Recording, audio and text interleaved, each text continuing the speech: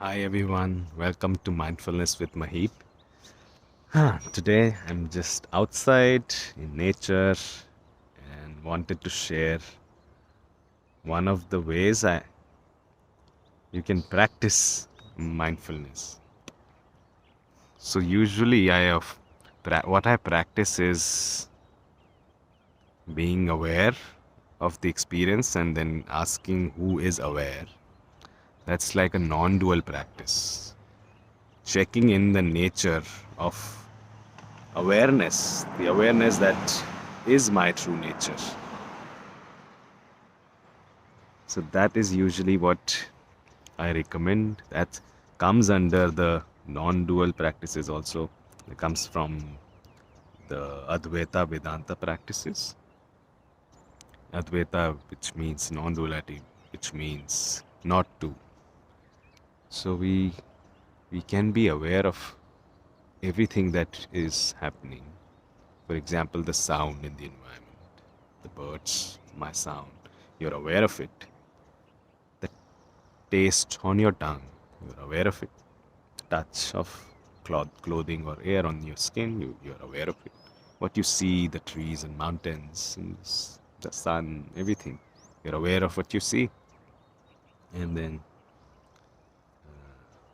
yes, similarly, all the five senses, five doorways through which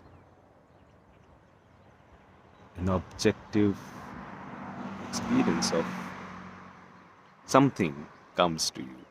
You're subjectively aware of it. So the fun part is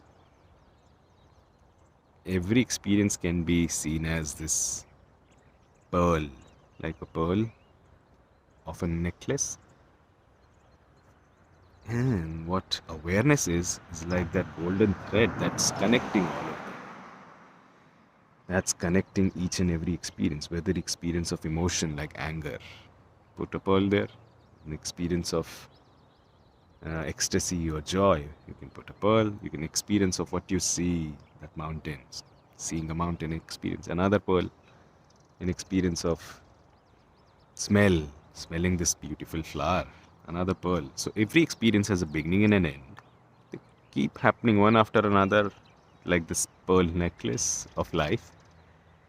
The thread in it is the awareness that is unbroken, that is continuous. It's always there in all the experiences from the beginning to the end. It's beginningless awareness. That is the nature of this awareness, is it's beginningless and endless.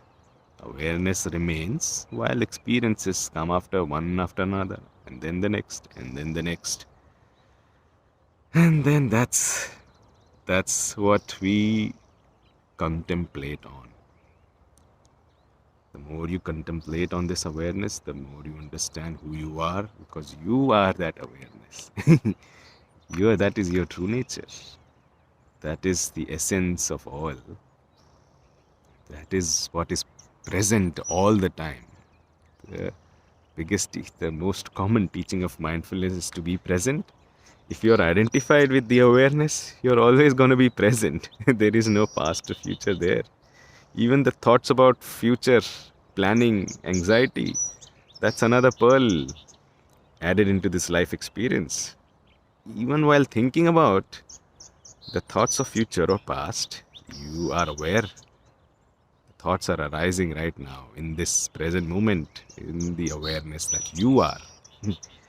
So, realizing who you are, asking this question, who am I? Who am I every morning, is part of this practice, is part of the yoga, it's part of mindfulness. Of course, we do all that. Now, the amazing thing about the devotion path, the bhakti yoga, is that this awareness has this nature which is loving, accepting of everything.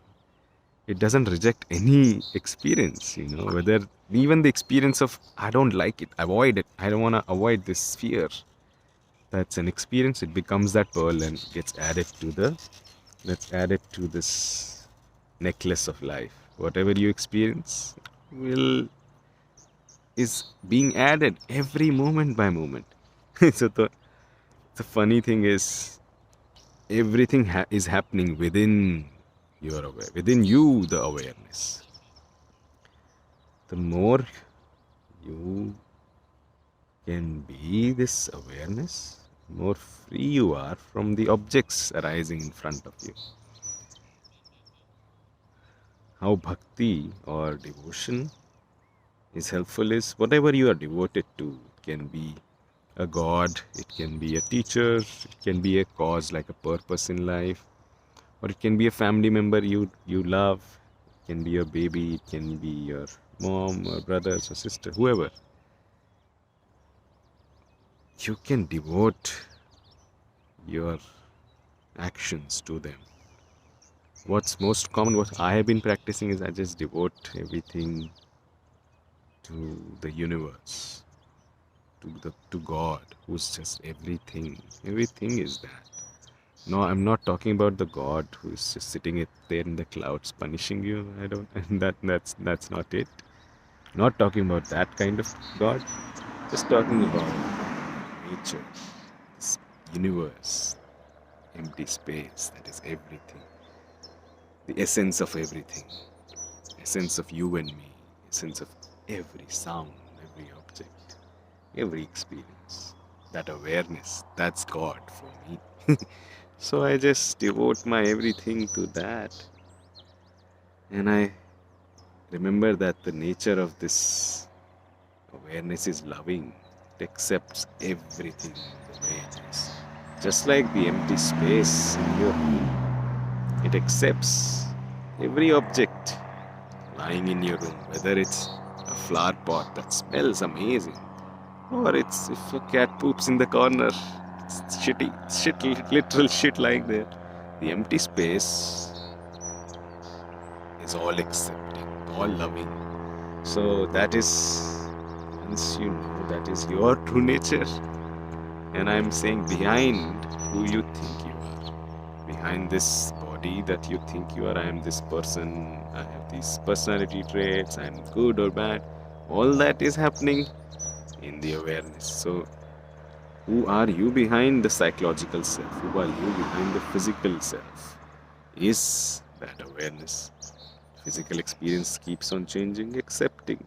The awareness accepts that. Whether you are really good looking, have six packs, or whether you don't find yourself beautiful, whether you think this body is ugly, whichever experience that is, awareness accepts it the way it is. The mind judges it, yes.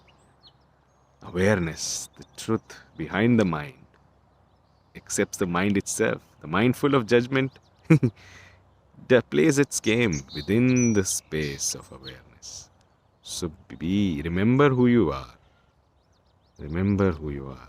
Remember who you are. You are that loving awareness. I think this Ram Das song, I am loving awareness. I am loving awareness. Just so helpful to listen to that song. And I'm so grateful to listen to these teachings, I think, by Swami Sarva Priyananda. I was just listening to YouTube, and then his lecture on the way of love was so nice. It was so eye-opening. I connected how the intellectual realization of awareness, who I am as this awareness, and connecting it to like that is loving. That awareness is so loving, and it's like that awareness is present in everything. Love is present in everything, because that's the nature of awareness. So just wanted to share that. Just wanted to share and see how what reflections come to you. Maybe it makes sense, maybe it does not. I said a lot of things, but yeah, just enjoy this reflection, this contemplation while I'm out connecting with nature, being here, experiencing everything as that one awareness. That's another nature of this awareness. It's one. There's not two. That's why it's called non-dual awareness. It's not two. It's just one. So that's so fun when you experience that oneness in you and others, in plants and trees. When you know that to be the truth, all anxiety, all fear cannot get to you, you know. It cannot touch you once you know who you are. Once you know who you are, you can just be. You can just be that. It's immense peace. It's peace and love. That's your nature. That's who you are. We keep looking for it outside in the world, but it is you. It is you that you seek. You're seeking yourself in everything, every experience that happens, every desire. Whether it's eating a cake or going for a vacation somewhere, when that desire is met, the mind stops desiring for a second. In that pause, the mind merges with the whole. The one becomes one with everything. And that is what the real addiction is. It's not in that chocolate cake. It's not the vacation or alcohol or any desire that you might have. It's not that. It is you desire to be one with the whole. That is the true desire underneath all the desires. And that becomes clearer and clearer as you walk on this path. As you walk on this path of love. I hope that was helpful. Feel free to leave comments or questions. And I hope you have a wonderful day. Bye bye.